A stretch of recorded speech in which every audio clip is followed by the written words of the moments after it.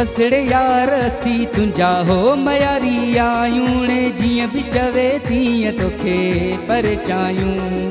बसड़े यार असी तुंजा हो मयारी आयूं रे जियां भी चवे तीअं तोखे परचायूं। पांजो सॼो राज वठी तो ते अची मिन्नत करियां बाहूं बदा ग़लतीअ जी माफ़ी वठां। वेठा तू कलंदर जे सदके मूंखे माफ़ कजां माफ़ कजां सुहिणा साईं। बसड़े यार असी तुंजा हो मयारी आयूं रे जीअं बि चवे तीअं तोखे परचायूं। बसड़े यार असी तुंजा हो मयारी आयूं रे जीअं बि चवे तीअं तोखे परचायूं।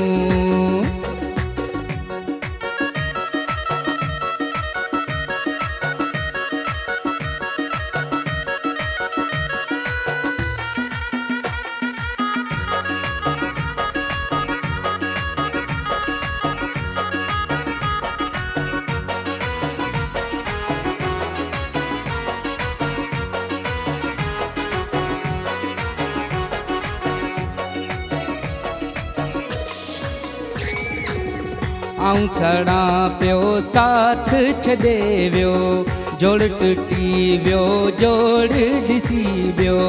हाणे पिया पछतायूं जीअं बि चवे हाला जीअं बि चवे तीअं तोखे परचायूं। बसड़े यार असी तुंजा हो मयारी आयूं रे जीअं बि चवे तीअं तोखे परचायूं।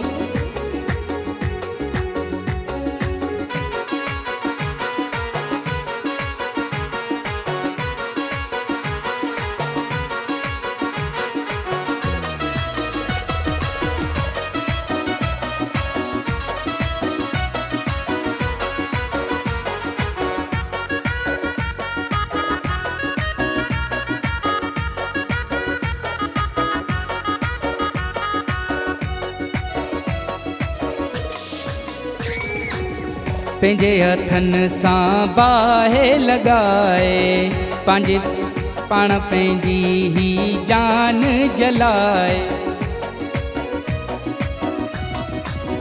पिण पंहिंजे ते आए लॻाए पाण पंहिंजी ही जान जलाए। अचड़े प्यास मिटायूं जीअं बि चवे हाला जीअं बि चवे तीअं तोखे परचायूं। बसड़े यार असी तुंजा हो मयारी आयूं रे जीअं बि चवे तीअं तोखे परचायूं।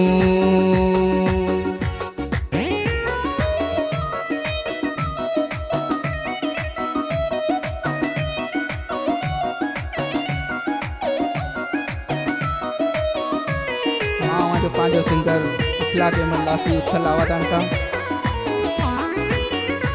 सलीम लोहार स्टूडियो कराची लयारी।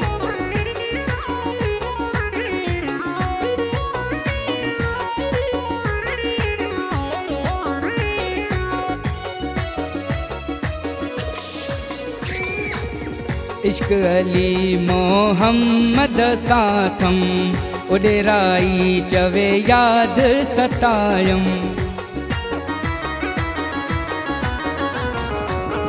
इश्क अली मोहम्मद साथम उडेराई चवे याद सतायम।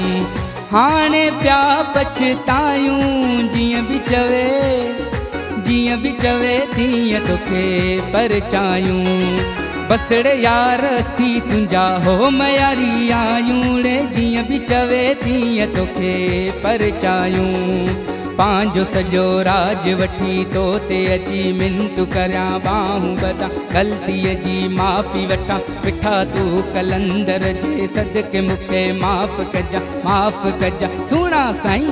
बसड़े यार असी तुंजा हो मयारी आयूं रे जीअं बि चवे तीअं तोखे परचायूं।